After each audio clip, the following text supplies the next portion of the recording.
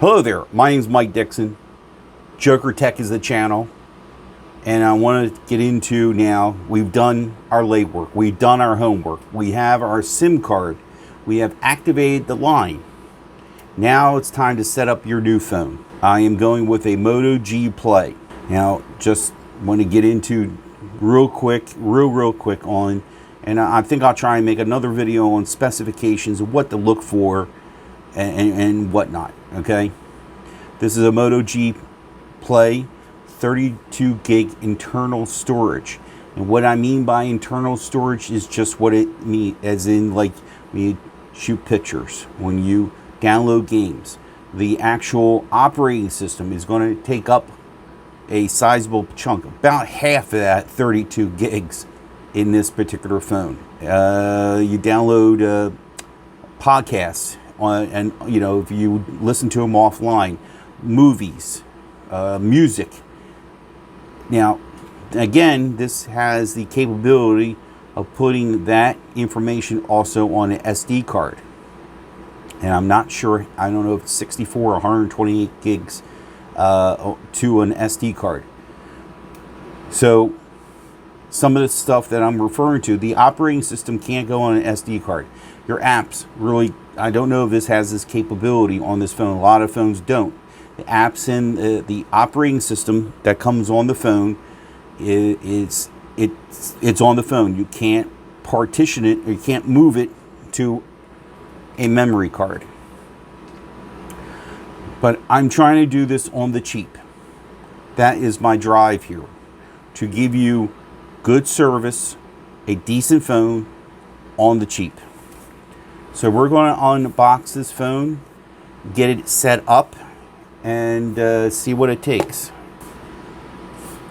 So here we go. Moto. Now, I like Motorola. I know you people are going to, some of my techie friends are going to, you know, oh God, it's a Motorola. You know, you people need to understand that not everybody has the kind of money to go out and spend on a very expensive phone. So here's the phone itself. Here's some literature that if you care to read. I want to be honest with you, we all make fun of this. We don't read it. The SIM injection tool, as you see, they throw these things around. It came with one with the US Mobile. Most, when you get a new line of service, like we had mailed to us, that's going to be the same thing. You're going to get an injection tool. More pamphlets. Your charging cord. This end will be going into the charging brick that comes with the phone. If I can find the right way to go. There we go. Okay, and that's how you charge your phone. You know, if you could pick up these cords, charging cords from Amazon, relatively inexpensive. Make sure though, you know, try and get one, you know, Alki, Anchor really makes nice charging cords. And I don't know if the picture doesn't do any justice. I would say this is about 3 feet long cord. You can get ones longer. You can get charging bricks that have multiple slots if you happen to have multiple phones. It's a charging like a block that has a cord going to the wall. You can charge multiple devices. But for now, I'm just going to put this aside and focus on getting the phone up and running. So we're going to take the phone. Now you can I like to leave it and try and get it out, because for resale value, I do resell my phones when I'm done. Yeah, so here's the phone. In another video, I will cover cases and screen protectors, but for today, we're going to get this phone up and running. So first thing you got to do is power it on. So here we have, it says hello there. We're going to start. We're going to hit start now. There's this vision settings, which I believe are for visually impaired people. It shows already right here that there is about half a charge in this. This has a very large battery in it, and you'll feel that in the weight. I will admit though, this is a good size phone. As you can see, it's a decent sized phone, a lot of screen. So now I'm using Android, and that's just my preference. And I do have an iPhone. So the setup on an Apple phone is going to be an iPhone is going to be a bit different. But the key here is this: we're going to go and you're going to go through the motions. I want to hit start. Yes, we're going to hook up to our. See, now I could hook it up to. I can hit skip and hook it up to my Wi-Fi. But we're going to do is I hit the turn. The phone's still powered up, but I don't want to like hit things because this is a touch screen. And this is where we're going to put our SIM card and memory card in here. Hopefully this is getting in there. Now basically the cards kind of fit in a channel. There's no snap like the other one did. You just feel it kind of falls into a channel. And very, very carefully, and I say very because some will break. I don't mean to scare you. Don't force it, just let it just ease in. It will just slide in just like that. Look at that. Now, let's see. See, it is coming on. Now, it probably won't work because I probably have to, it says it's active. I know a lot of times that the first time you activate a line, it has to initiate on the phone, sends a signal back to the carrier saying, hey, this is a live line. You might have to power it down and reboot it. I'm going to hook it up to my Wi-Fi. Now I hooked it up to, this is my Google Wi-Fi I have in the house. So now it's working. Again, there's that dividing line. I'm right now using the Wi-Fi in my house to really, get going here. But I will stick on this to save me on data. So we're going to continue on. Don't know why it says skip.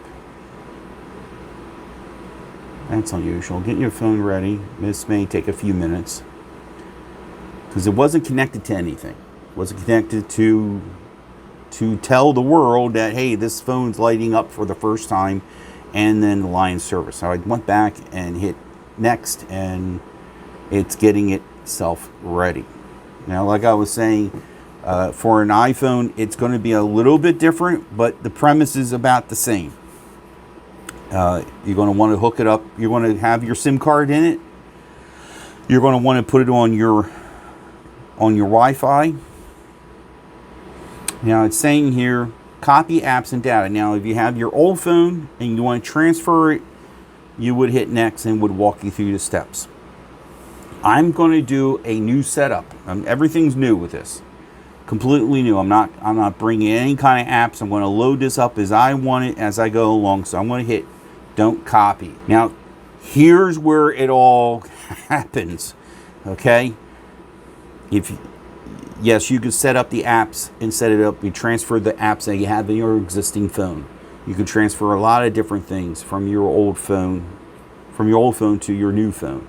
But you're not going to get far if you don't know what your account is, that phone set up under, and you don't know the password. So many people I have helped out don't remember the password. And they are just completely, pardon my French, screwed. All their contacts, all their photos, everything about. If you cannot remember your password, there is a way on some to try and see. You can create a new account from here, or forgot your email. There's different things, but I know on iPhones, they're extremely difficult to get that information to help you reset your password, whatever the case may be. So I'm going to put in here the account that I'm going to use. That's simply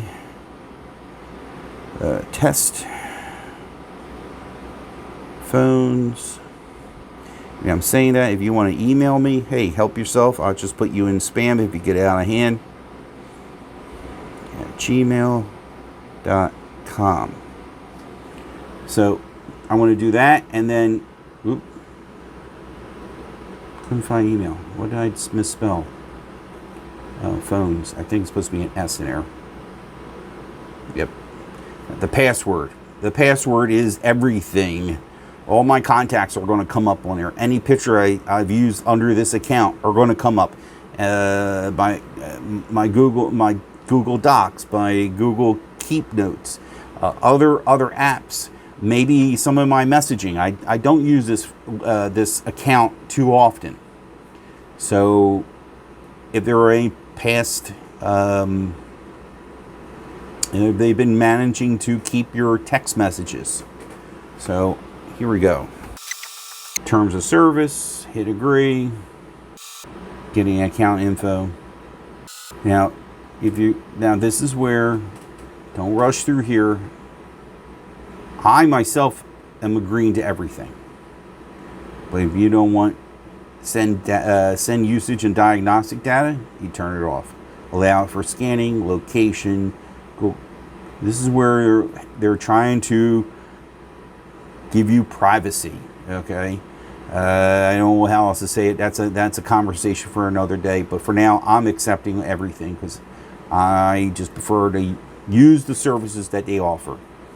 Now, set up screen lock. I'm going to give it a 4-digit code on this phone to unlock the phone, especially on startup. When you start the phone up, you turn it off. It has an update. It will reboot, and you're going to need a 4-digit code. I will put my 4-digit code in. Now, this has a fingerprint sensor. So what this is going to do is you can unlock your phone using your fingerprint. So I'm going to hit setup. And you can feel the vibration in it as you see the circle going around. Now this isn't always the same, not the same. I mean the look, but the same idea on fingerprint sensors on Android. iPhones differ. Most of the newer iPhones are using face unlock. And it will walk you through the process of how to set that up. Now, do you want to add another? I want to add another, yeah. So I am adding another finger, and I am done. All right, apparently it remembers my voice from the past. Back in the day, you always had to say the hey G. I won't say it because my other phone will light up. So now it remembers your voice. This is where you can add another email if you're using this phone for another email account. You can set up control info on lock screen, change your wallpaper, review additional apps, and change the font. Now, I know, for example, I have to do this for my mom because her site isn't the best. And as you can see, as you make it bigger, as you slide this, of course you're making it bigger. Slide this across, it makes it bigger. So I'm going to just leave it there. I'm leaving it at default. I am quite fine with that. You're going to hit the back arrow once, and then you're going to see the little check mark it gave it. Let me see what other apps it wants me to try and use or suggest. I will add these later on. Now, let's see here.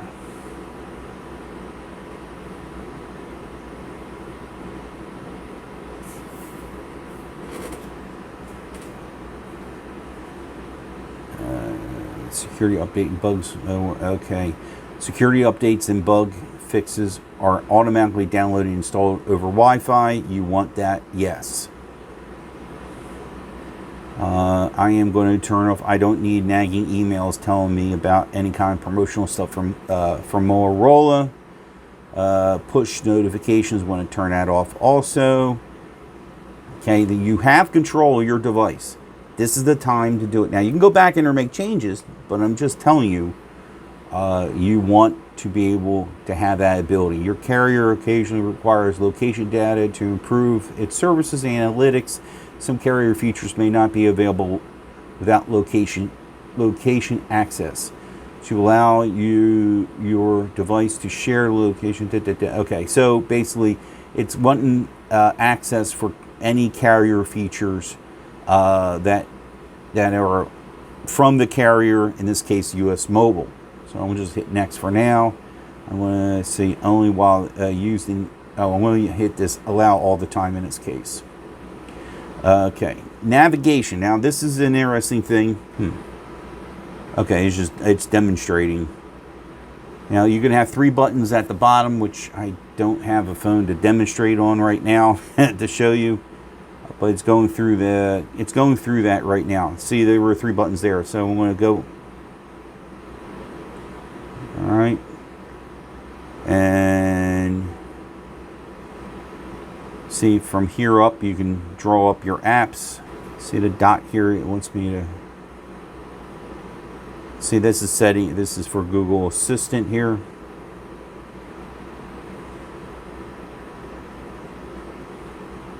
So I'm going to, where can I, let me get my messages. There's a message there showing up. Your voicemail pin was changed if you did not, okay, I didn't even say get a chance to set up my voicemail, so I'll have to check into that. You know what, there's one other thing I did forget. Right now, this phone is trying to load up its apps. It's setting up the Play Store internally, so it's going to act a little funky. But that's enough for now. I don't want to get into it. I'll give a more of a breakdown. Follow me on Twitter. Follow me on Facebook and Instagram. On the Moto G Play. This is the 2021 version. This was out earlier this year. I'm Mike Dixon. This is Joker Tech, and I'll see you guys soon in the next video.